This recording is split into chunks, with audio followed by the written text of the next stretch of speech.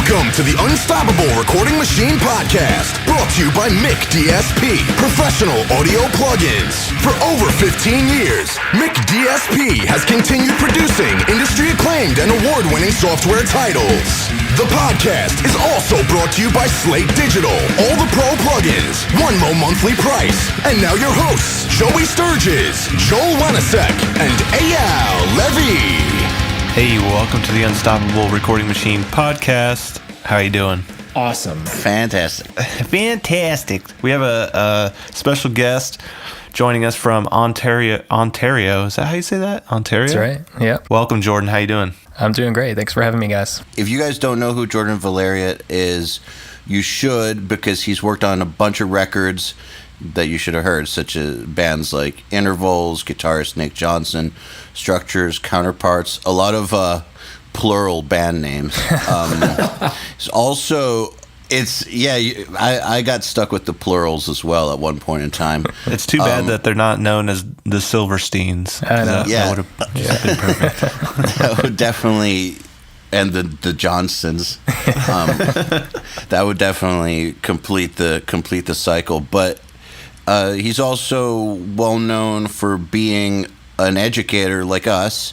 He runs Hardcore Music Studio, and you can go there at hardcoremusicstudio.com, where he has a badass mixing course called, as you guessed, Hardcore Mixing.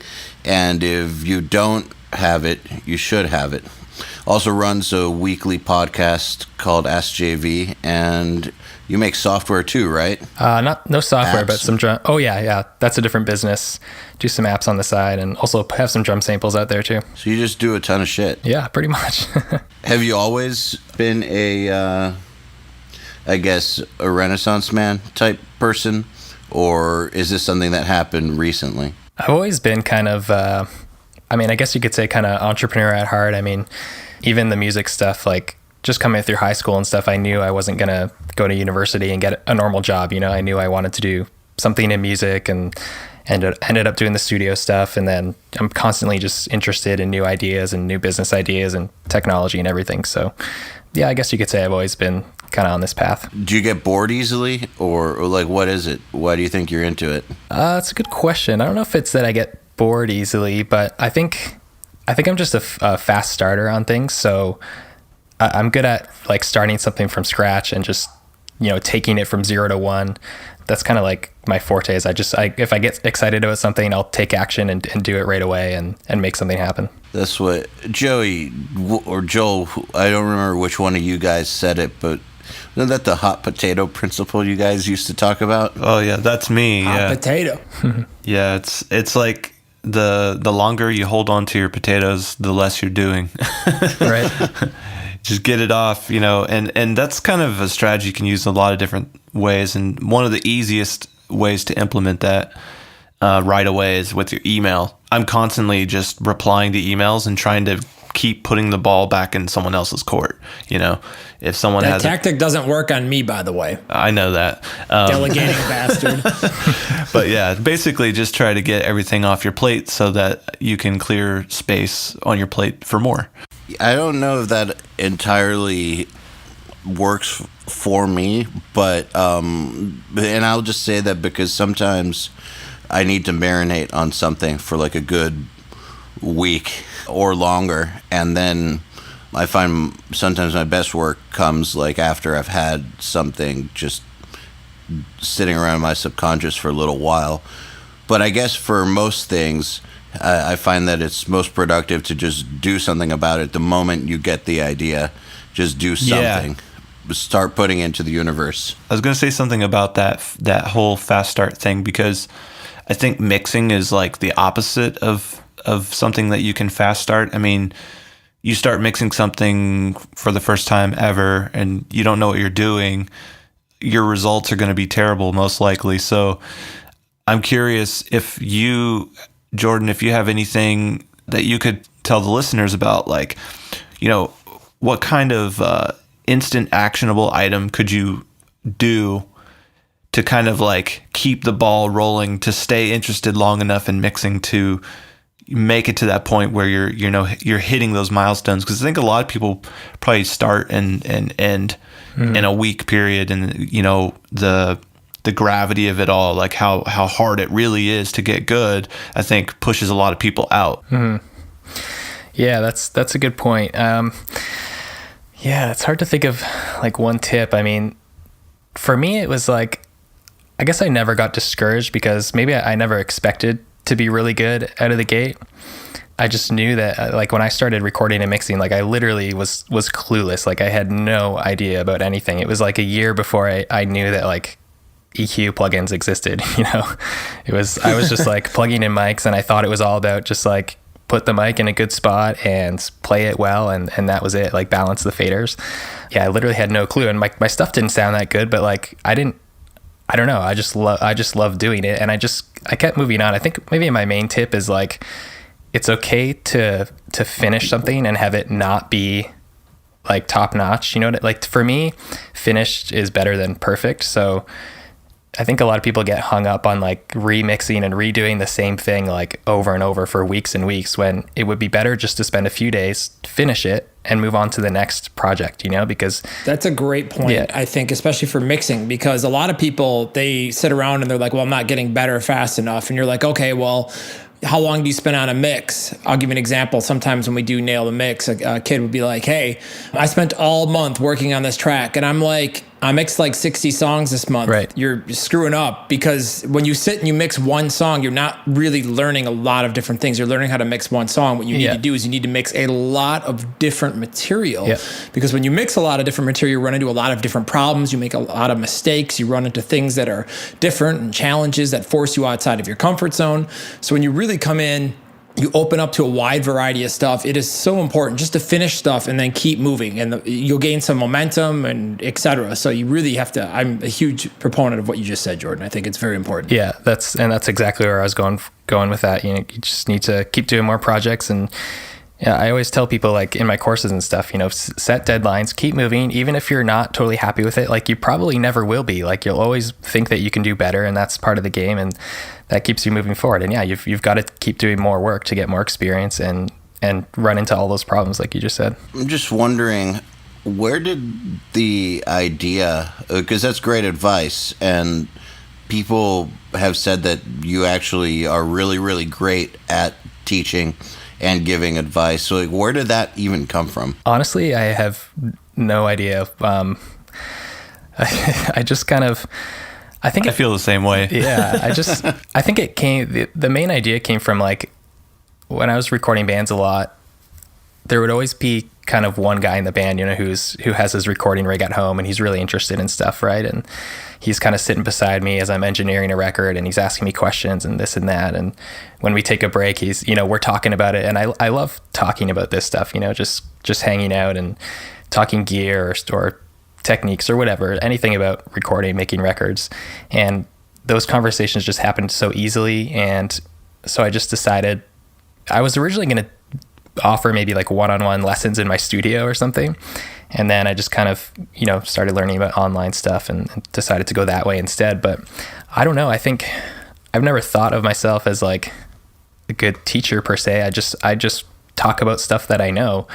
And I don't know. I think that's kind of the key to being a good teacher, I guess, is just to focus on stuff that you actually know really well. I mean, I'm sure if I was trying to teach something that I didn't know well, I would probably suck at it. So I think there's more to it than that, though, because I know that your material is very actionable, and that's also something that I've always done with my stuff. I think my Creative Live courses did well from the start because I always made them actionable, and everything we do on Nail the Mix is actionable. Like that's kind of what sets us apart from a lot of other people, is that all our stuff is actionable. There could be some dudes who are way further up the chain who will show you how they did something on this crazy board and just talk through it, but it's not actionable. Your stuff is very actionable, and so I think there's more to it than just knowing the stuff. There's something about being able to communicate it in a way that makes sense for people who are living real lives, who don't have a $500,000 board, right, for instance. So out of curiosity, when you were first starting to put this stuff together, meaning the educational content. How are you allocating your time between that and the studio? Well, it kind of came at an interesting time. Like, I had just finished producing and mixing the most recent Silverstein album, and like you mentioned at the top of the show, I have another app business on the side, so I was busy with that. So it's been like years and years of like, I was pretty overwhelmed with music stuff and studio stuff and just almost burnt out. So I did this Silverstein record, and I was like, I'm going to take a little bit of time off from making records. I did some traveling, focus on some app stuff, and then kind of during that period is when I started creating the content. So I wasn't really balancing it with any other studio work at that point. And yeah, I just started putting it together. I chose a mix that I thought would be relevant, and just started putting videos together where I talk through it. And I mean, that's pretty much it. Does that answer your question? Yeah, I just think it would be hard to do this stuff while working on records full time as a solo operator. Yeah, it would be. I quit recording bands to do this stuff because I don't see how I could possibly do both. Yeah, that's kind of similar to me. Even before I had finished that last Silverstein record, I had way scaled back my tracking side of things. I was mostly just taking mixing projects, so that was helping me with just time as well. And I'm kind of in the same boat. I mix a few projects here and there now, like kind of based on things that I'm interested and passionate in, and other than that, I'm focusing on the teaching. I think this is a good point to bring in an important lesson for everybody listening here, and that is opportunity cost, right? So everything you do comes at the cost or the expense of something else, right? So if you're engineering a lot and you want to mix, you have less time for mixing. Or if you want to teach people how to mix, for example, everything you do is a trade-off. So you can't clone ourselves, unfortunately, and we can't do two things at once effectively. So you kind of got to, when you're going towards a goal, I guess is what I want to say is that you have to sort of pick a direction and go and kind of focus and double down on it and really, really, really dig in. Like when I wanted to mix and make the transition from tracking, I started turning down a lot of tracking work and started taking on a lot of mixing work. And even if I really wasn't working at the time, meaning that like there wasn't a lot of mixing work to take, just because, it's focusing, so to spend that time practicing mixing or training mixing or acquiring clients or things like that. So it's very important to think about opportunity cost, because there's always a cost associated with spending your time, whether you're going to the bar, whether you're watching TV instead of learning how to, improve your craft, etc. So I think it's impossible for us all to be superhumans. We have to really learn how to balance. So, and that word is opportunity cost. A really good quote is that you can do anything you want in life, but not everything. So choose wisely how you spend your time. Yeah, it's better to make a lot of progress in one direction than tiny progress in 10 different directions. Absolutely. I think that for people who are first starting out mixing, it's hard to do that because maybe they're overwhelmed with so many different options. Like, what do they get? A bunch of plugins? Should they get outboard? Like, what should they learn first? Should they learn how to make cool effects? Should they just work on gain staging? Like, all these different things. I think that all those different options cause analysis paralysis when someone is first learning how to mix. I think it's helpful to have people tell them to just focus on your gain staging for a little while. Forget everything else. I think that applies as much to learning something new as it does to picking a career path. And I'm curious though, now that you do have several things going, but how do you allocate your time now? Like, do you make schedules daily or to-do lists or outcome lists, or how do you get through the day? Yeah, I'm always trying to optimize that stuff. I have like, a to-do app where I have a list of all the things that I'm trying to accomplish over the week. And then what's the app? OmniFocus. Oh, I've heard of it. I've heard it's great. Yeah. So usually kind of the night before, or like, let's say at the end of today, I'll go on and write a list of like the most important things I want to get done tomorrow. And I'll set time limits or time deadlines to those things.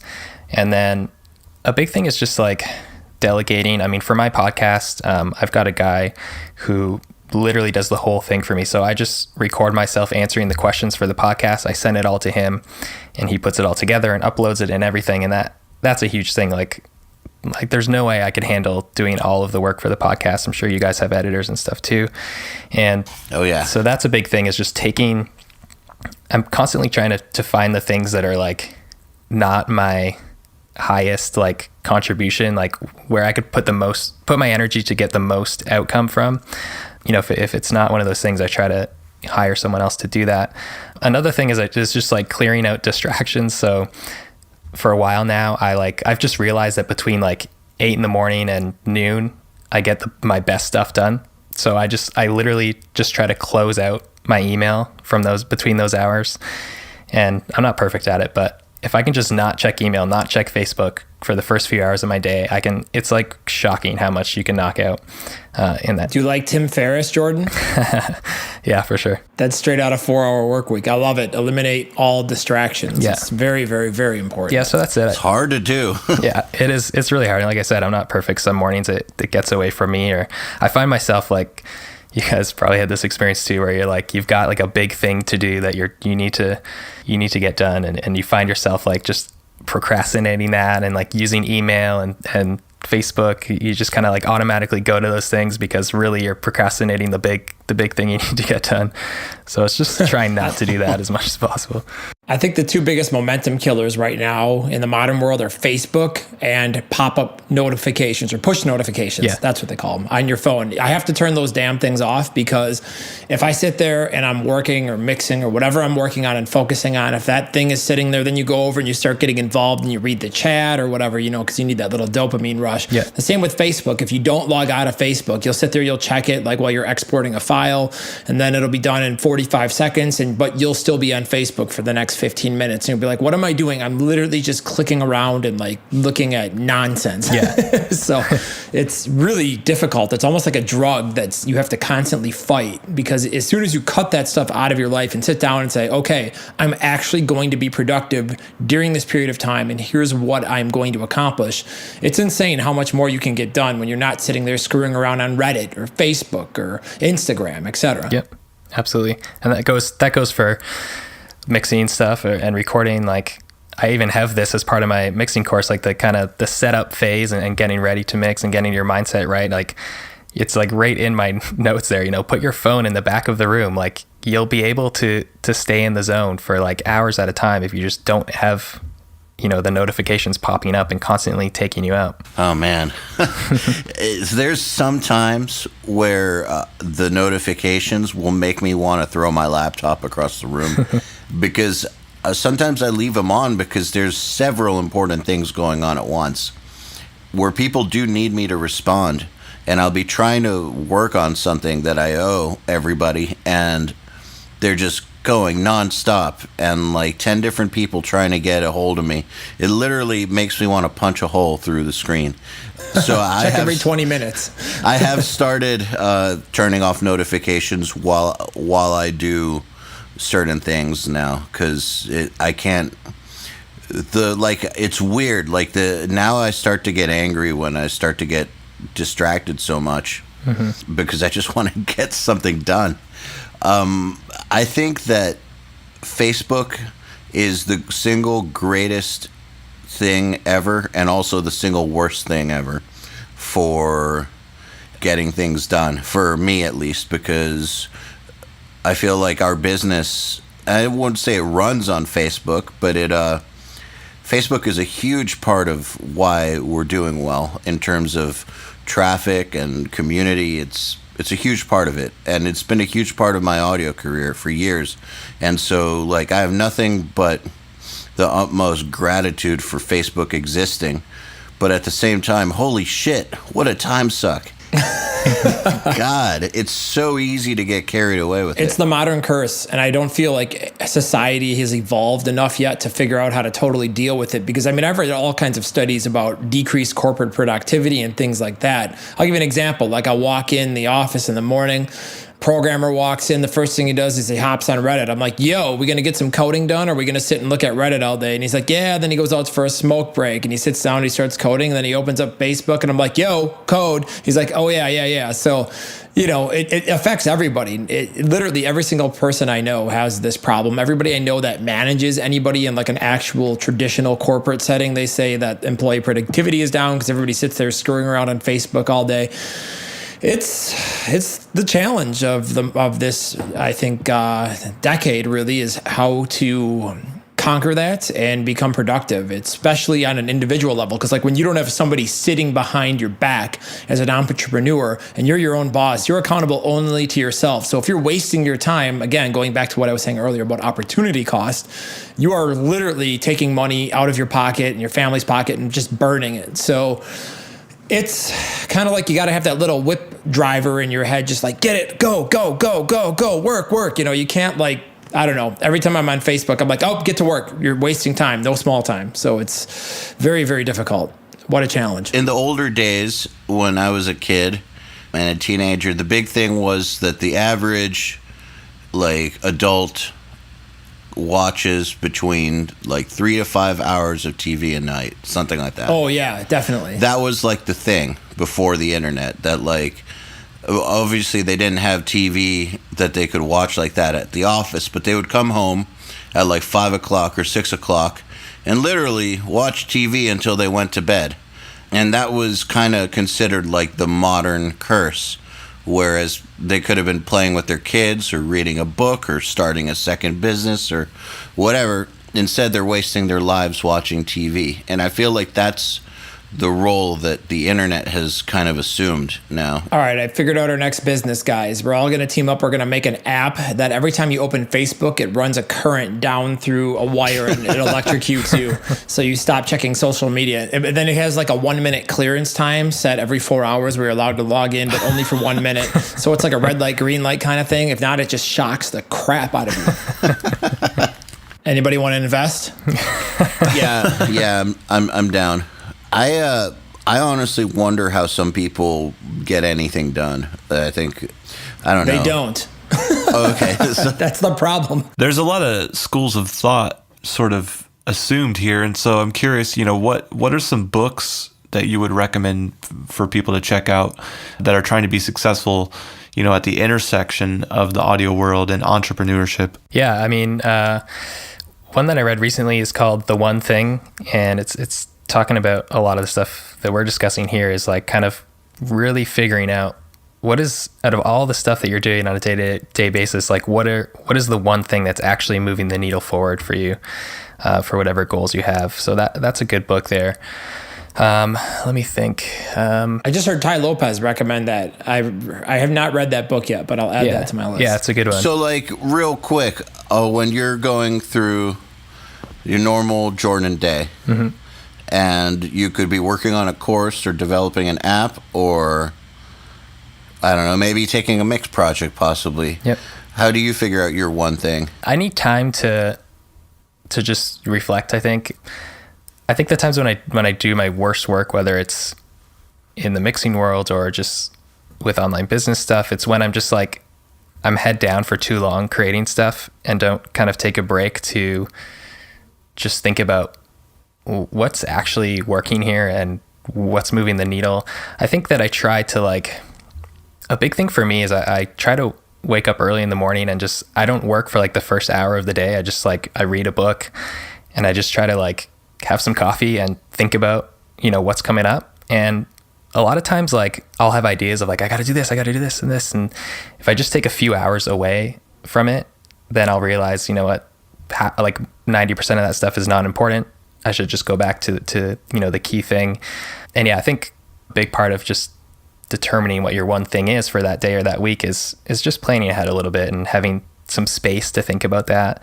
I think it as entrepreneurs and being your own boss, so to speak, there is that pressure to be to constantly be on and constantly be doing something, which I definitely feel. It's really hard for me to stop doing stuff, but I've noticed recently this year that if I just take a step back, every so often, I can really get a lot more clarity on what's actually important. Just out of curiosity, when when you're doing your like morning hour like for yourself, how do you balance that with family life?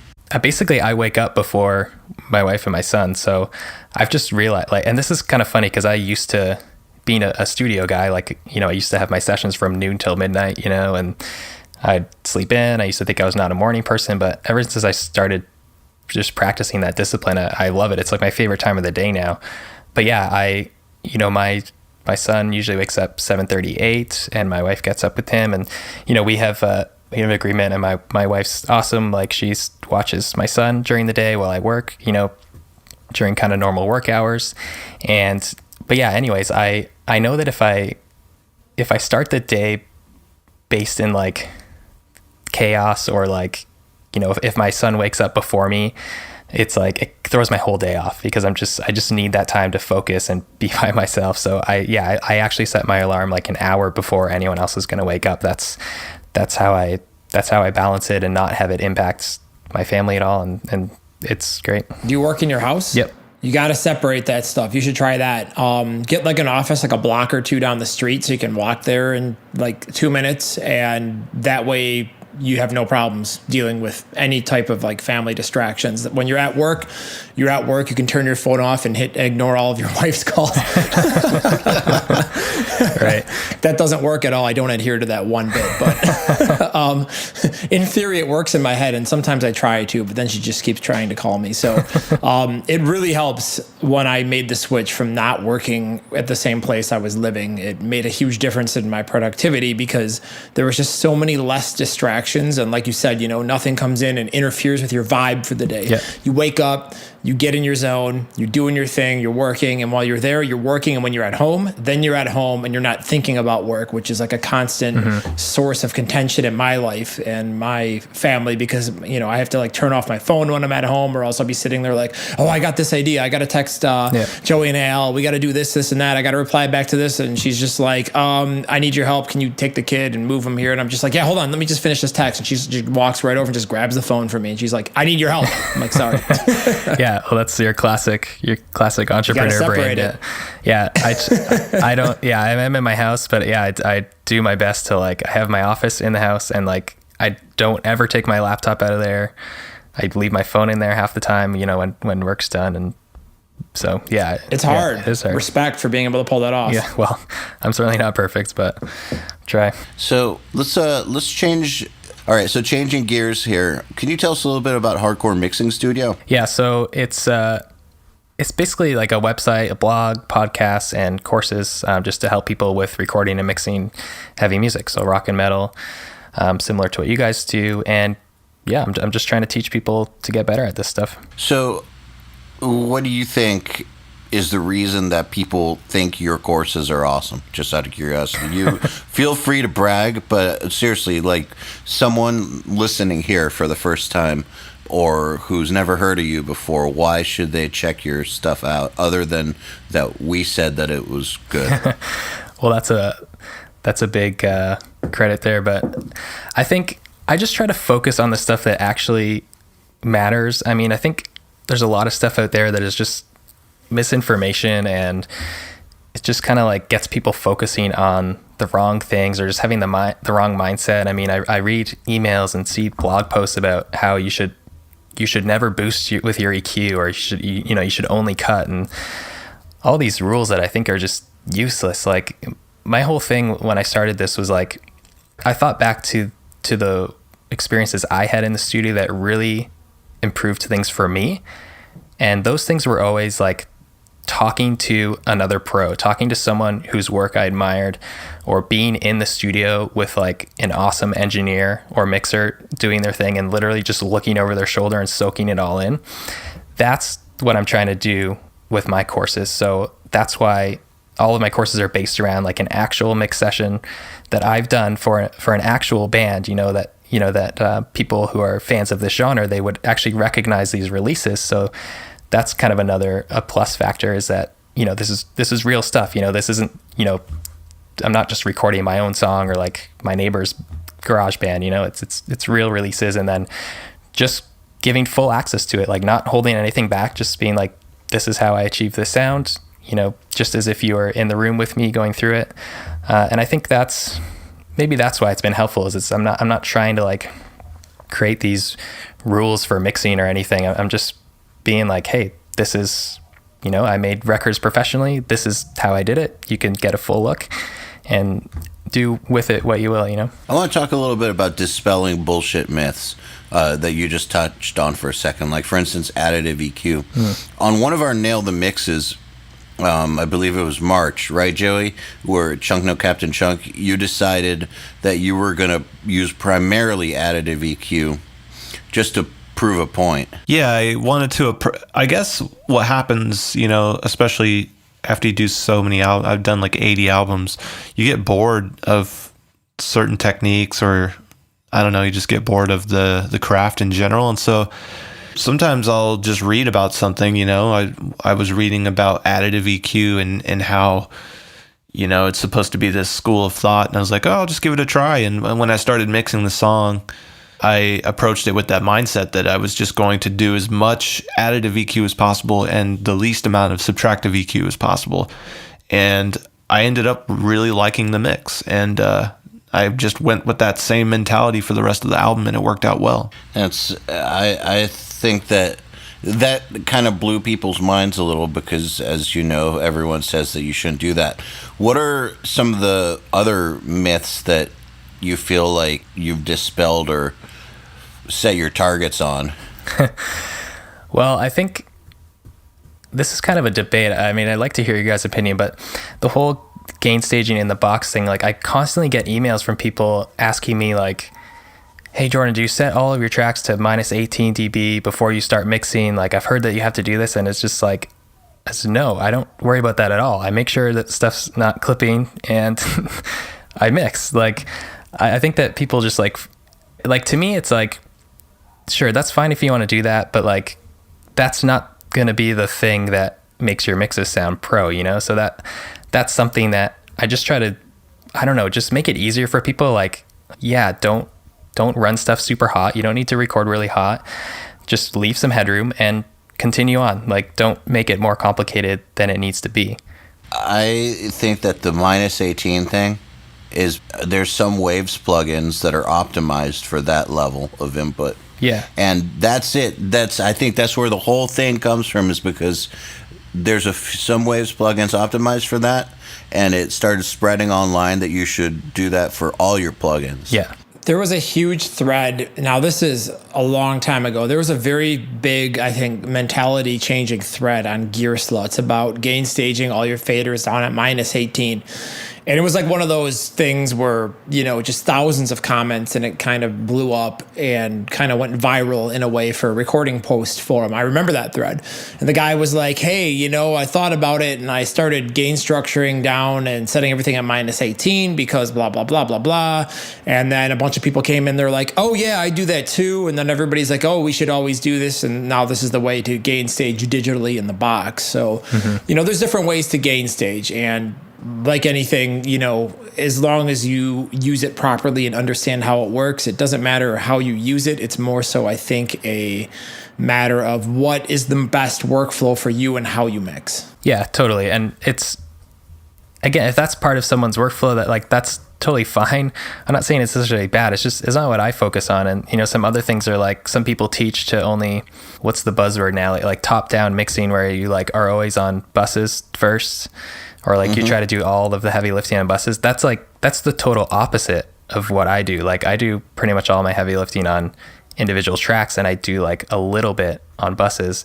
So again, that's like, I know guys who do that, who have awesome mixes. Maybe some of you guys do that, but again, that's not the thing that's going to fix your mix, right? That's what Nolly does. Okay. But even Nolly will tell you that it's not like written in stone that that's what you should do. That's just what he does. Yeah. He's damn good at it too. Yeah, exactly. It comes down to, what is your preference. But I mean, I think the point that I'm trying to make is not that anyway is necessarily really bad or the best. It's just that, like, I think that sometimes this stuff is communicated as like, this is the magic bullet that's going to finally make your mixes sound professional, and it's just not, you know. The only thing that's going to make your mixes professional. Yeah. This one trick. Yeah, exactly. Yeah. I knew it. If I just put L1 on everything, it would be perfect. Yeah.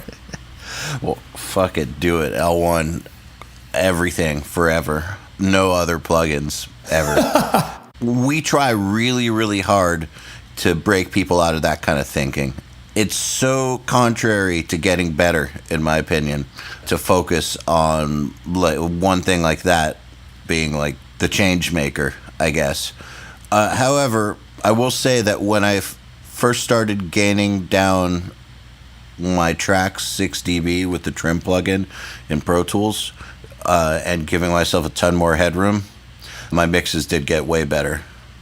But I think that's just because I was clipping like shit before. Which is ironic because now we clip everything. I think that some DAWs have like affected, I want to say, like mixing knowledge in general. Like I know for a long period of time, probably about 5 years ago or so, Pro Tools had like this internal clipping ceiling on every channel, whereas like Cubase didn't. And so you had like two different schools of thoughts where I don't know, I learned on Cubase and I always mixed on Cubase, so I was able to, you know, you can push something over zero without losing, without chopping off your audio data. Whereas in Pro Tools at that same time, you would have to stay under zero, or you would start chopping off the samples. So I think it's been interesting to see how software has sort of affected like the knowledge of the craft. Yeah, that was something with like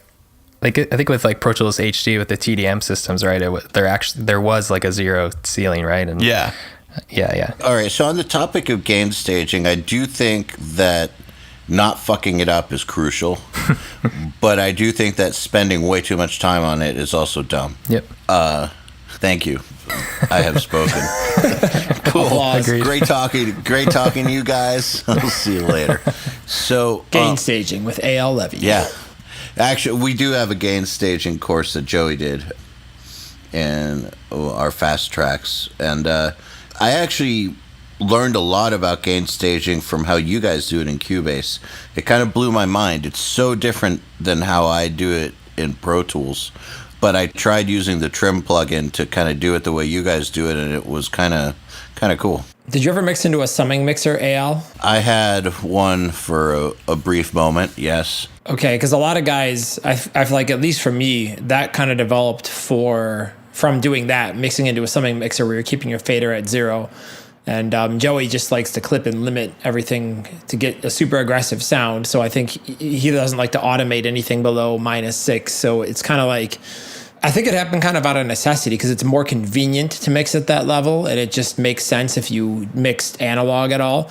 So having your stuff down at like -18, it just feels so, or even -12, it feels so weird when you're writing automation to go from like -18 to -16.5, now back down to -18. It's just like. Could you explain to Jordan how you guys do it? Because I feel like I'll butcher it. Sure. Okay. And also for anyone that's not familiar, just because we're talking about it. Yeah, okay, for sure. So basically, we do this. So Joey and I, we both like to keep our faders at zero when we mix in Cubase. Jordan, what DAW are you on? Pro Tools. Okay, Pro Tools. So what we do is we keep our faders at zero because you can go over the maximum of headroom into the red or whatever. As long as you turn down the master channel at some point, like we do it on the input, you can turn it down to -12. Then you get all that extra headroom, and you can really push the crap out of your channels, and it's not going to distort after it goes past zero. So we keep everything at zero, super loud, so we can not have to write a lot of complicated automation. So you're going 0 to +1 or +1.5. You're not going -18 to -17. So you have a much higher fader resolution because faders are logarithmic, I believe. So what ends up happening is all of your levels are kind of at zero. Everything looks like it's all red and maxed out on the track side, but when you look at the master bus, you're hitting -6 approximately at peak level. on the master, and then we come in and throw it in and slam it into a mastering chain. So we use a lot of limiters and clipping and things like that, and really push the mix up super loud on the channel side so we can keep the faders all at 0, because you have to kind of like really crush your drum mix up and clip it up to get it to work that way, where you can keep your guitars at 0 and limit them up and etc. And then bring down the master channel. And it allows us to get just a very in-your-face sound. Is there anything I'm missing, Joey? Yeah, I think that's pretty much it. I mean, it's just a really basic concept that you're going to do everything relative to itself. That's the main message, is the relativity of volume, rather than, like being able to think like, when you hear something, how many decibels up or down do you want it to go? And like knowing what that number is in your head. And it all starts with, basically for our type of music, it starts with a kick and snare, right? You get the kick and snare at your 0 level, and then everything is either +3, 4, 5, 6, or minus, 1, 2, 3, 4, 5, 6 from there. I mean, it's going to be rare that you have anything less or more than that. So, the fader range in Cubase goes from +6 to -infinity. So you can pretty much, if you have everything zeroed out, you can pretty much go up and down from that 0 point and end up with a pretty good balanced mix. And then everything from there just is automation. So that's the basics. Huh. That's interesting. Yeah, see, in Pro Tools, to recreate that, we need to use the trim plugin. Right. Yeah, because you compress something, you put a distortion EQ on it. Now you're blowing over 0 already. Whereas in Cubase, I can keep my fader at 0 even if the output is going over 0, and I can send it to a group track and then adjust the pre-gain into the group track down so that I'm not going over 0. And I'm not losing anything by doing that. Like the peak data is preserved perfectly. I like to say this, the easiest way to understand it in Cubase is that you could turn a track up +100 and then send it to a bus, and then turn that bus down -100, and you would have the same result.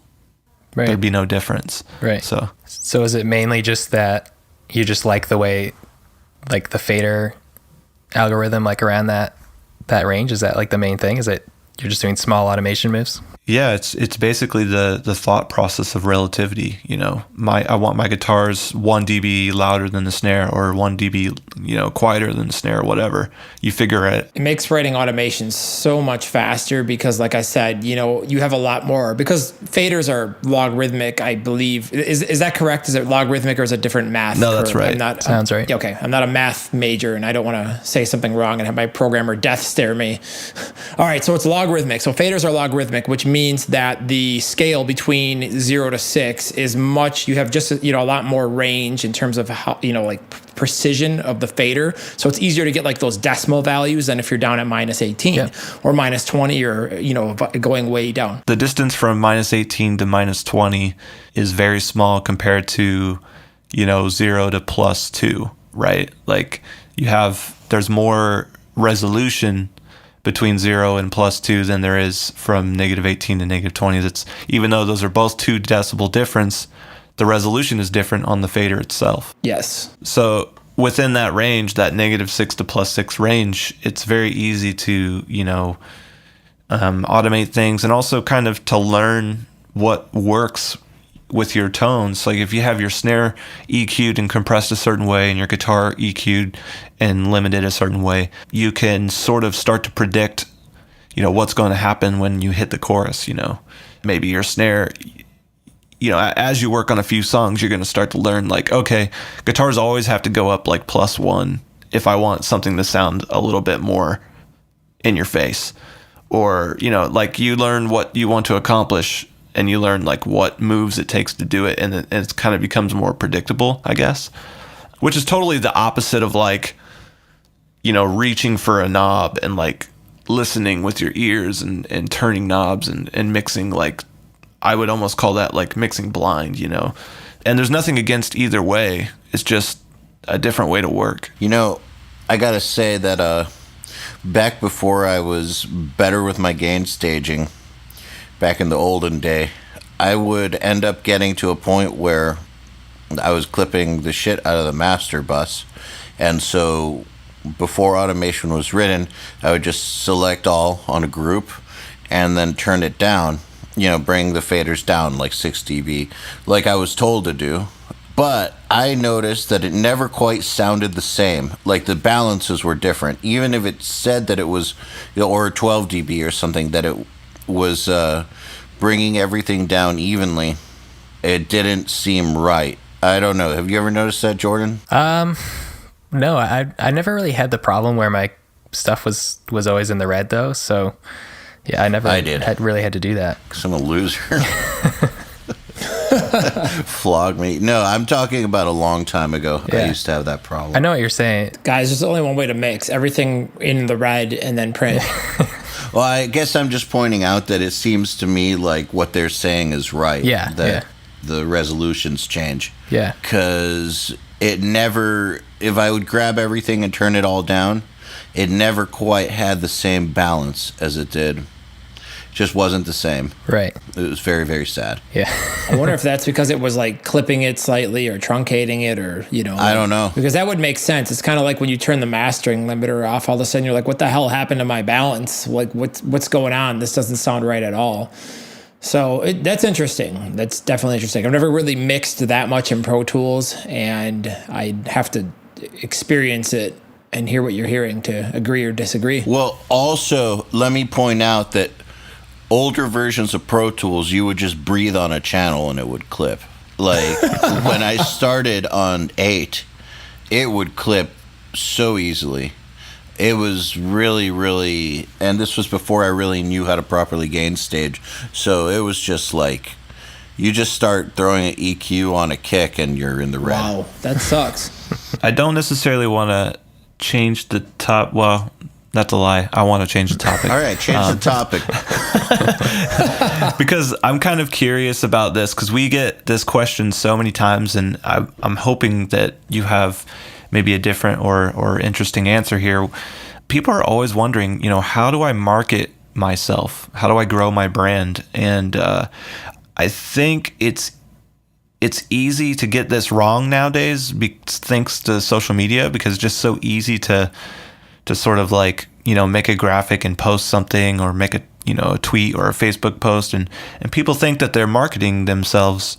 And I don't think that that's necessarily the key or the secret. And so I'm curious, what kind of tips or tricks do you have on that? Well, I would say that when I was coming up, I didn't do a good job of marketing myself per se. Like I didn't really have to. Like I just worked really hard, and I was in bands, or I was friends with lots of bands. So that kind of, I got my earliest clients that way, even though I sucked at it. But as I got better, like those bands just kept coming back, and word of mouth spread. And it was just that, like for me, it wasn't marketing, it was just word of mouth. And it was literally like, I just was really busy because I had recorded like every band within a 3-hour drive, and it just like, that just spreads. And I worked hard on every single project. Like I would not let something out of the door unless, I felt like I did everything I possibly could to make it sound good, regardless of what band came in. So I think that was my strategy, and it was just word of mouth and proof. All I had was forever, including now, is just a simple website with a list of credits. Like I never advertised. I think the most I did maybe is like reaching out to, like the mastering engineer, Troy Glessner, that I used. I sent stuff to him to master for years, like probably 3 years. And I knew that he did a lot of stuff for like Tooth and Nail and Solid State Records. So after years of sending my stuff to him for mastering, I reached out and was like, hey man, I know you do a lot of work with this label. Maybe you can like throw my name in. And, a few months later, I got a Solid State record to mix. So that's like maybe the one thing I did, is just leveraging connections. But that's it. Like as far as online stuff, I'm kind of the wrong guy to ask, because I never did that. That's actually kind of impressive. Yeah, and I think it's important, because there's a lot of people who, and we get to talk to a lot of our subscribers on a one-on-one basis through the one-on-one sessions we have. And I have a lot of people who are like, asking me, how do I advertise what, and I'm like, I mean, you shouldn't even be thinking about advertising yet until people know your name And then when they do see your name in that ad, then they'll act on it. But if they don't know who you are and they see this random ad of this person they've never heard of before, why would they interact with it? So I always tell people, focus on building the raw materials. Make your skills known and do it in a way that's impressive, and do a good job and to be a good guy. And I think that will go much further than posting. What time should I post my Facebook post? No, it doesn't matter as much as the person. So. I think there's a lot of truth to that. I mean, think of retrospectively back here in your careers, guys. I mean, there has to be at least a 10-to-1, if not 20 or 30-to-1 ratio of bands, like where you went out and you hustled them and tried to get them in the door, and like they'd be like, yeah, I'll check it out, blah, blah, blah, versus ones that are like, dude, I heard from so-and-so, you made that band sound great, and they're freaking terrible because we play live with them every weekend, and if you can make them sound good, we got to come work with you. So let's book some time. It has to be at least a 10-to-1 ratio, because I think of every demo CD as a producer I handed out to like a local band at like a show or something like that, versus the amount of people that came in via word of mouth, and it's not even comparable. I mean, obviously you have to start somewhere, but for every like 50 bands you hit up, a very small percentage of them will come in and try you until they hear something that you've done from one of their friends, and then they'll all line up like ducks. Yeah. Well, there's definitely a chicken or the egg thing here, but I got to say that while I agree with you guys completely, if it wasn't for my insane hustle at the very beginning, of course. I mean, like, I hustled harder than a lot of people, and it paid off. And then my hustle shifted to other places once people were coming into the studio. But so yes, you're correct that at a certain point, once your name is out there, it's not that your hustle dies down, but you don't need to approach people in person quite as much, because people are talking about you. So yeah, you got to put out work worth talking about. That's exactly. Yeah, so really all you're doing, if you think about it, really not much is changing. What you're doing when you're going out there on your own is you're starting conversation about yourself. Once your work is out there, people are talking about you. Either way, you're in the conversation, and that's the key point, is that you're in the conversation. So if no one is doing it for you, you absolutely have to go get it started yourself. If you have done enough badass work to where people like it and play it and listen to it and enjoy it, well, then you probably don't need to do it as much. But the thing that hasn't changed there is that people are talking about you. So to me, that's kind of the key. Yeah. Well, do we want to switch and take some audience questions here? Sure. Here's the first one. This is from Rodney. And sorry, Rodney, I'm not going to even try to pronounce your last name. He said, any kind of details on the Intervals record of Voice Within? Is there anything about that stood out to you about that record? Like in terms of... I don't know. That's kind of a bad question. Let's skip it. Well, no, I mean, I think I could say what stood out is that Aaron, the main guy, the guitar player in Intervals, is amazing.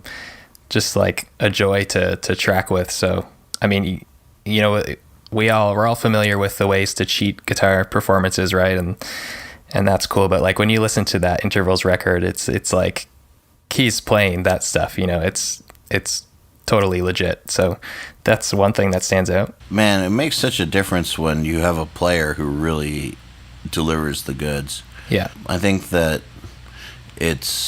we talk about it a lot, but I feel like until people actually experience what it's like to work with when you have a great player, they just won't get it. Yeah. Here's one from Jeremy Jonkus, which is, how did Jordan approach working with Intervals as a producer and mixing engineer differently from any other project? Any special goal you wanted to achieve? Also, what was the guitar chain on the In Time EP? Okay, so the first part, I think the approach is like, it kind of goes along with what I was saying. Like, Aaron's such a good musician and player. It's like, there's certain projects where, as a producer and engineer, like, you need to put yourself more into the process. But when you're dealing with guys like that, you almost need to like have the discipline to kind of stay out of the way, and make sure that you're not messing up the feel of his performances, for the sake of, quote, perfection, right? Like when you get a player like that, he's gonna be able to play the whole verse at a time, or at least most of it. And you want to try and capture that and preserve it and not kill that, in the name of, just using certain techniques or trying to make it too perfect. So that, hopefully that makes sense. And as far as the guitar chain, it was Axe Effects on both of the albums I did with them. I don't remember like any specific settings or anything, but it was just direct from the Axe Effects. Well, interestingly enough, Kyle Presky right here said to you, I noticed that you, meaning me, Joel and Joey, like to reamp with ToneForge and other great programs, while I believe I've noticed Jordan go more the Axe Effects route. I would be interested to know what some of his favorite amps, cabs, sims for building Axe Effects tones, or any little tips for dialing in a tone that doesn't pump with low-tuned chugs and leaves a nice crisp mid-range. Okay, that's wrong, because I don't. The only times I've only used Axe Effects on a couple of records, only when the band has one and wants to use it. Most of like my discography is real amps and cabs. So nice. Yeah, maybe they have just only seen those things, but yeah, like that. I've used Axe Effects on the intervals and like one other band. I'm not a huge fan of it, so. Neither am I.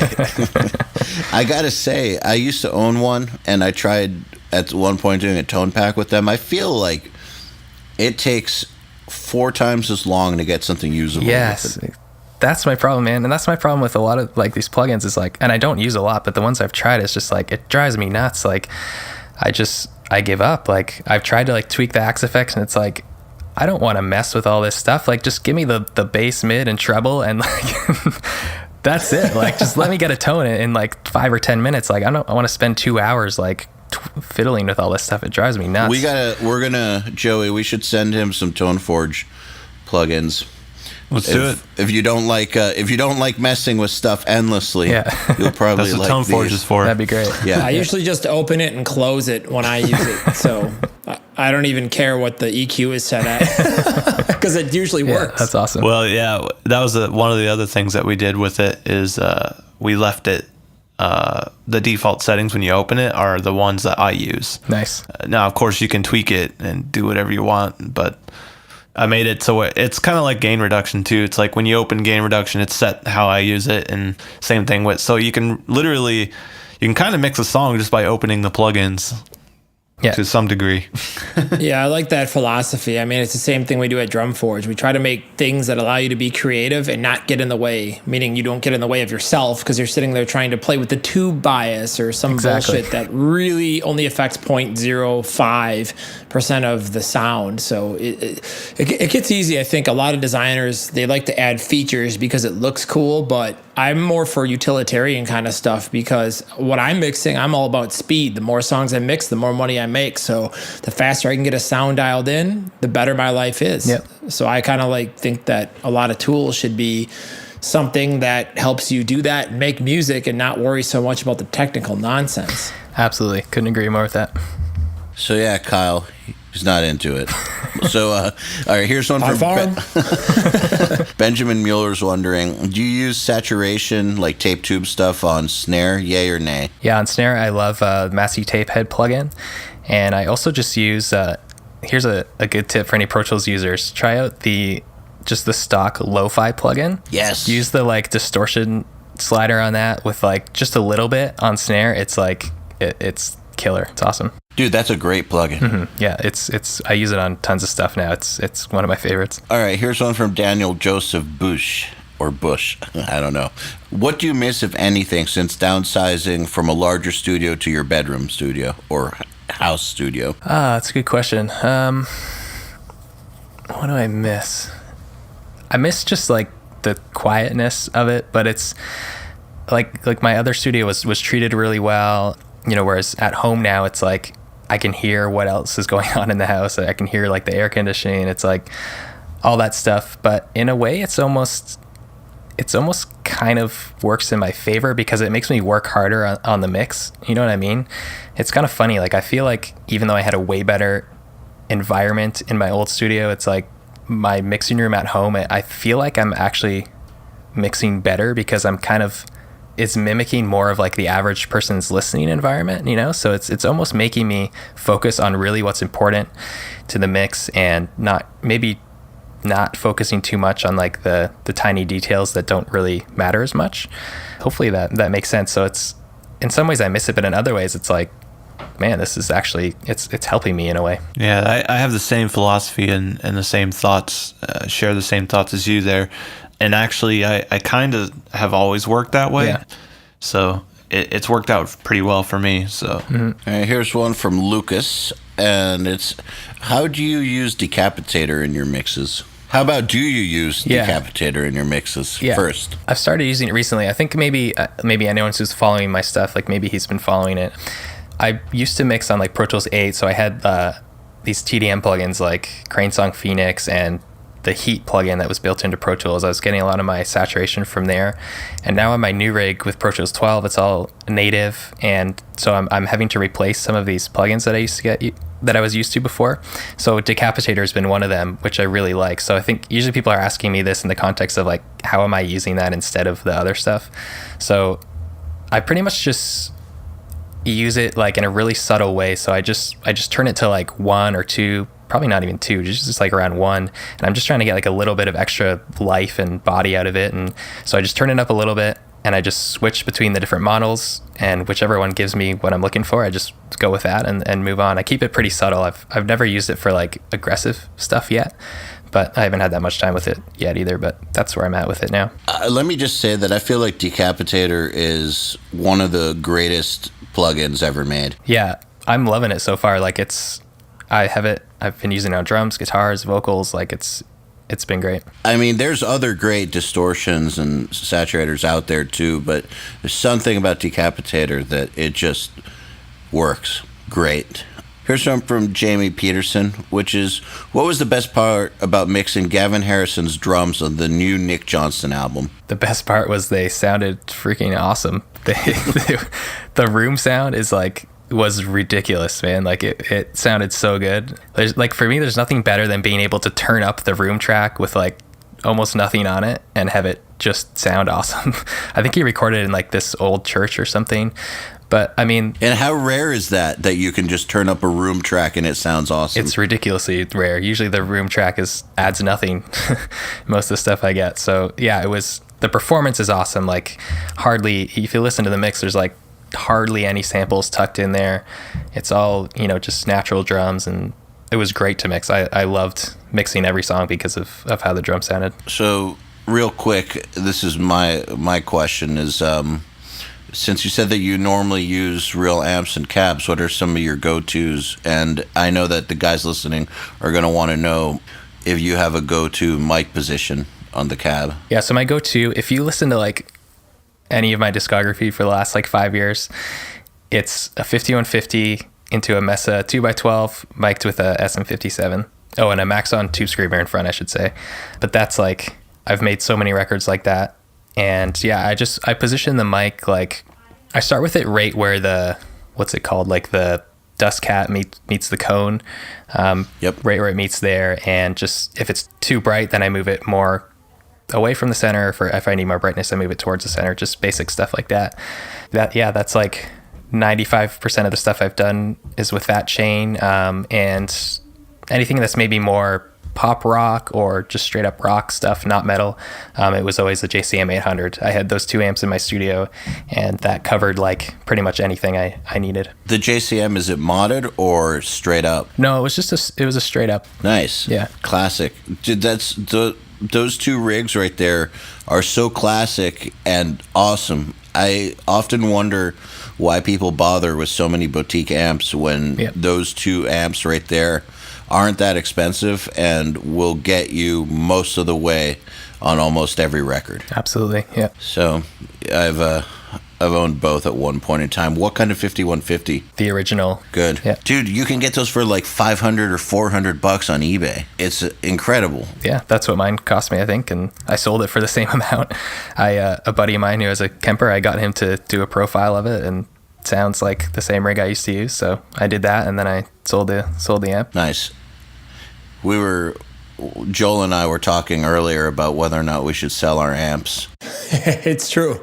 Not because I don't love my amps. It's just I never use them anymore because all I do is mix and master. And if I actually had to re-amp something, I would definitely pay somebody else to do it because it's a waste of my time. Right.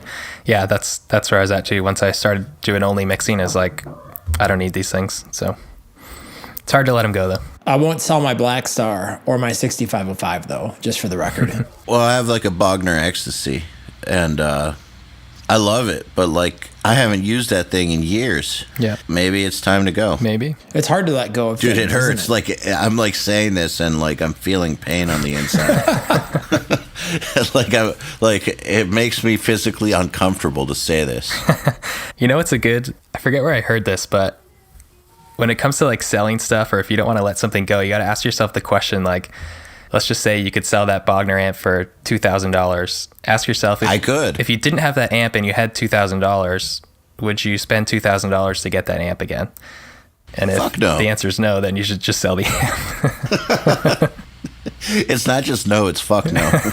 I wouldn't buy any of those amps. Yeah. Honestly, I wouldn't buy any amps. Well, there you go. Yeah. Sorry, listeners. I just wouldn't. I am perfectly fine with amp sims now. So that's a good. Hey, I like how you think. Do you have any more great tidbits of advice like that can help me sell off my life and feel good about it? I don't know. Just that's my only tip, man. I'm sorry. All right. Well, hey, that was a good one. Because I have a Soldano also that I think's got to go. Yeah, you could probably get rid of that. It's so good though. All right. Well, I'm getting really upset by this conversation. You know what? What really I got kind of bummed last year, or I guess it was almost 2 years ago now, when on the last Silverstein record, because we had all these amps. We had, the 5150, the 800, like multiple 800s, Soldanos, like all these awesome amps and cabs mic'd up. And then the assistant engineer I hired, I got him to bring in his Kemper, and we like ended up using Kemper on like half of the album. Just like I up until that point, I was such like a real amps guy. Like the Axe-Fx was never as good to me and all this stuff. And I was like, yeah, bring your Kemper, but we'll probably use all the real amps, but, and then of course, what do you know, the Kemper ends up winning half the time. And so ever since then, I'm kind of switched. I'm open to amp sims now, but it's taken a while. Well, welcome to the dark side. Yeah, that's what I was thinking. I was thinking the exact same thing. You know what, though? My Kemper sounds great. What can I say? Yeah, I think if I was going to buy a guitar amp again, I would do that. It just makes so much sense. Joel, are you like racking yourself with anxiety hearing this? Yeah, I'll never sell all of my amps because what if I want to pick up, not like I have time anymore, but what if I actually want to pick up a guitar and play it through something? What? There's something like Really? Playing through Sims just doesn't feel right to me. And, when's the last time you picked up a guitar? I picked it up this morning to put it in its case so I could move it down the street. When's the last time you picked up a guitar and played it? On somebody else's record. Probably the last time I actually recorded something. When that was, I don't remember. Because I just mix now and do this. I don't know. Don't ask me difficult questions that upset me. Same here, dude. In my mind, I play guitar every day for like 4 hours, but then reality is like I just walk past it every day and look at it. I'm like, tomorrow. And then I'm like, oh yeah, what's that thing in the corner? What's it called? I don't remember because I don't have time. Yeah, I haven't played guitar in a while. Oh well. All right, well, I'm selling my amps, and thank you, Jordan. Do you have any URLs you would like to plug here? We would like to get all your info out to our listeners. Yeah, I'll just keep it simple. Just check out hardcoremusicstudio.com. All the stuff is there, right on the front. I have this free mixing cheat sheet that you can sign up to my email list. You get that. You'll get a bunch of free videos as well. So that's the main thing, hardcoremusicstudio.com. Sign up to my list, and that's where I give out all my stuff. And his videos are really good, so thank you. Do it. Thanks. Watch them. Well, thanks for coming on, man. You rule. Yeah, thanks for having me. Happy to do it. Yes, thanks. It was awesome. Yeah, love talking to you. I talked to you once before on Skype, and I think we ended up talking for like 90 minutes. Yeah. You've got a lot to say, and thanks for coming on. And yeah, well, thanks, guys. We'll keep in touch for sure. Boom. The Unstoppable Recording Machine Podcast, brought brought to you by Mick DSP, professional audio plugins. For over 15 years, Mick DSP has continued producing industry-acclaimed and award-winning software titles. Visit mcdsp.com for more information. The podcast is also brought to you by Slate Digital. All the pro plugins, one low monthly price. Visit slatedigital.com for more information. Thank you for listening to the Unstoppable Recording Machine podcast. To ask us questions, make suggestions, and interact, visit urm.academy/podcast and subscribe today.